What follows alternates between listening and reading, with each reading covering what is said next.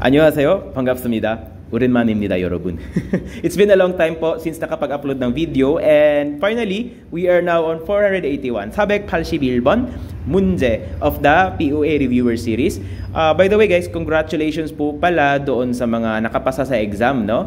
Mga nagme-message sa Facebook page namin, sa personal account ko po, sa mga nagko-comment sa comment section, sa Facebook page na videos, sa YouTube videos, mga nagko-comment na nakapasa sila sa panonood ng Topic Gallery free video lessons. So salamat po guys. 봐주셔서 감사합니다. salamat po. 그리고 시험에 합격하신 것을 축하드립니다. Okay, congratulations din po sa pagpasa sa examination. So sana po tuloy-tuloy na po yan hanggang sa destination ninyo papuntang Korea. Okay? So, para naman po doon sa mga mag-e-exam pa lang guys, 열심히 공부합시다.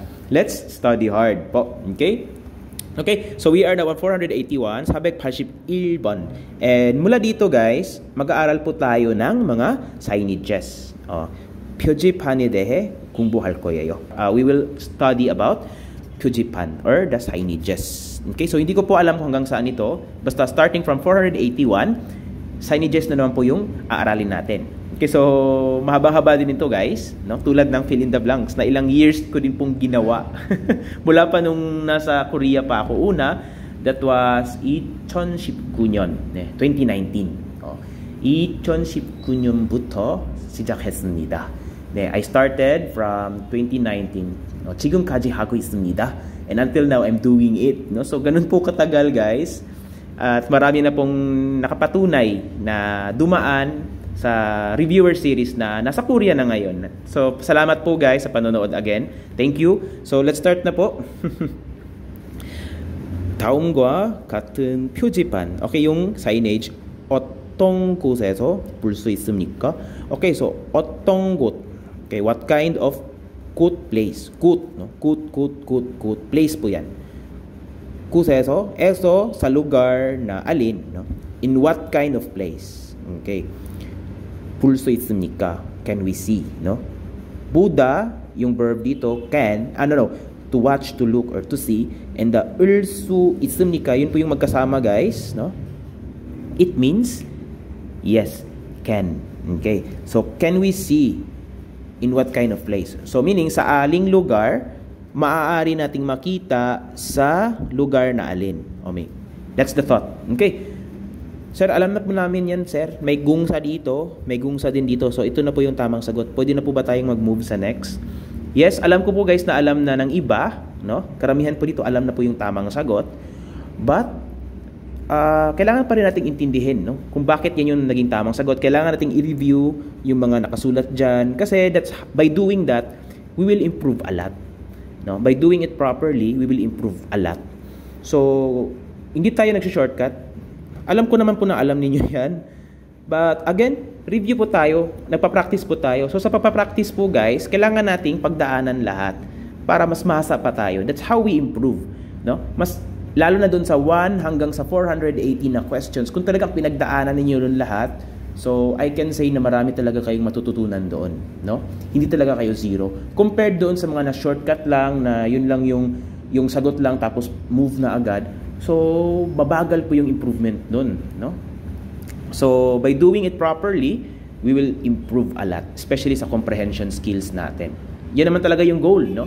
Na bago tayo mag-exam, yung goal natin na pagdating sa examination is talagang hasa tayo, talagang naiintindihan natin yung mga binabasa natin. And it takes time. Sad to say, hindi ganun karami yung gustong maging ganun.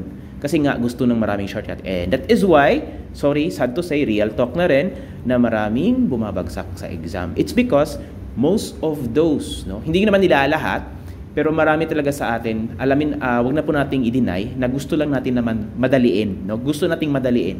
Wala naman talagang ganun guys. We have to spend a lot of time, a lot of effort, a lot of dedication, a lot of discipline para pumasa, nang hindi lang basta pumasa, talagang may natututunan sa pag-aaral ng Korean. Kasi pupunta nga tayo ng Korea, guys. Kung sa jung is kung sa construction, then jung in the middle of, meaning in the middle of doing construction. So as of this moment, kino-construct yung isang building. That's the thought.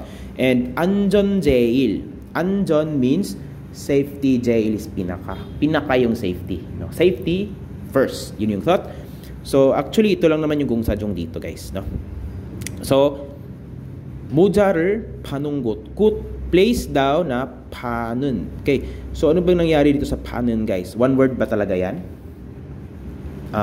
Parang one word tingnan, pero magkaiba yung pa at saka nun. Itong nun dito, guys, is yung mga nun dyan. Sa Tagalog, yung ibig sabihin lang naman yan is na. No, naka-modifier form yung isang verb. Okay? Minomodify niya yung verb. So, itong pa naman, sir, verbs to. No? Verb. So, saan yung galing yung pa, sir? It comes from palda, to sell. Sir, ba't nawala yung liyol?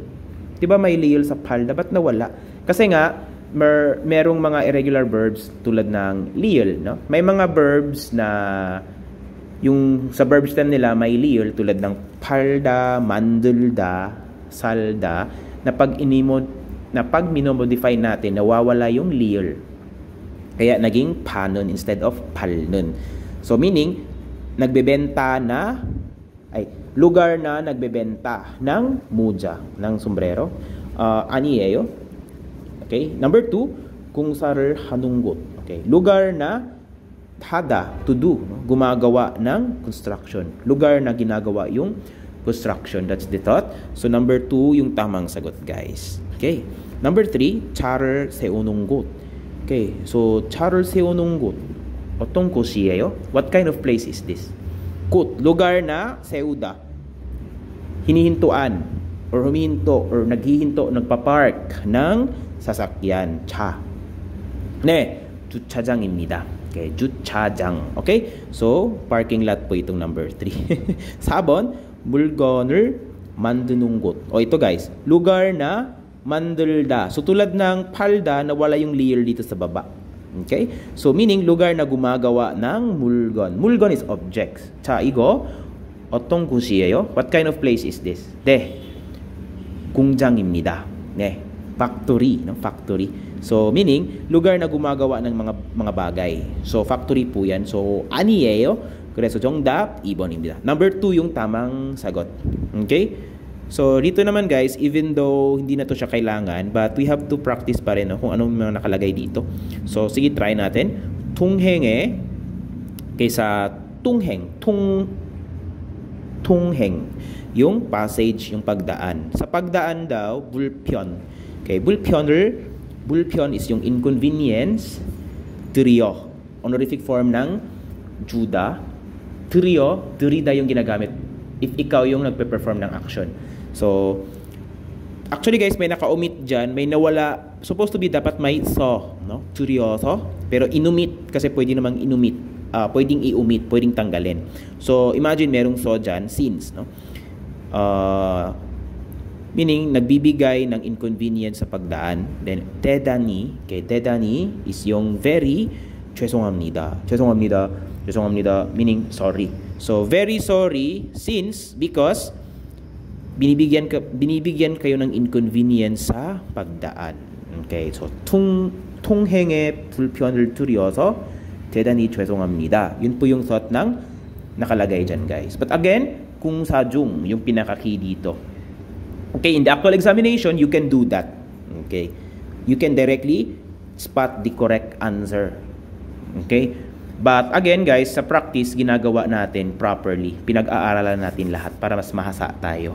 Kasi hindi naman tayo magiging ganun kabilis magsagot kung hindi tayo maging hasa. Okay? So, again, thank you po. 여기까지 봐주셔서 감사합니다. So, thank you po for watching until here. And sa susunod po, guys, discuss pa po natin yung ibang questions related sa signages. 자, 수고하셨습니다.